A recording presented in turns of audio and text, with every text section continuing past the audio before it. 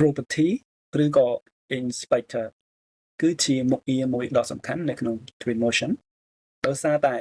asset ទាំងអស់ material ឬក៏ lighting គឺវានឹង show នៅក្នុង property វាគ្រាន់តែជា tab មួយដែលមានលក្ខណៈសាមញ្ញក៏ប៉ុន្តែវាអាចនឹងធ្វើឲ្យយើងមានការពិបាកបន្តិចបន្តួចនៅក្នុងការធ្វើការនៅក្នុង Twinmotion ដោយសារតែ parameter របស់វាគឺមានការប្រែប្រួលអាស្រ័យទៅនឹងប្រភេទ object asset ឬក៏ material ដែលយើង select ឧទាហរណ៍នៅក្នុង scene របស់យើងមួយនេះយើងអាច select asset មួយណាក៏បានដែរហើយយើងនឹងឃើញ property របស់វា display មានប៉ុណ្ណេះ main layer ID lighting channel ហើយបើយើង select asset មួយទៀត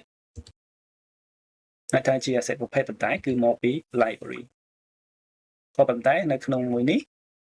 គឺវាប្រើជាមួយនឹងប្រភេទ pen នៅក្នុង Twinmotion Tool ហើយយើងឃើញដូចគ្នាផ្នែកខាងលើគឺជា main option របស់ pen ហើយមាន layer ID lighting channel ក្រោយក៏ជាប្រភេទ pen ដែរគឺវាដូចគ្នាតែបើយើង select នៅលើ asset report វិញយើងនឹងឃើញ option របស់វាមាន layer ID lighting channel និង collision អញ្ចឹងគឺវាមានការប្រែប្រួលមួយនៅកន្លែងនេះយើង select នៅលើផ្ទាំង object នេះអាចថាជា 3D model ឬក៏ object ដែលយើង import ចូល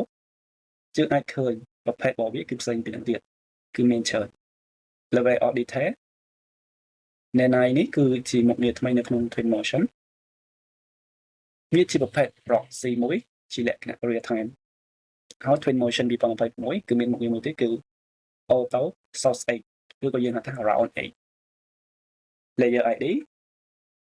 lighting channel collision និង material អញ្ចឹងគឺវាមានលក្ខណៈបែបហ្នឹងបើសិនជាយើងនៅក្នុង sim យើង filter ដូចជា blue lighting យើង select light យើងនឹងឃើញ property របស់ light ផ្សេងទៀត main color shadow hash lighting channel mist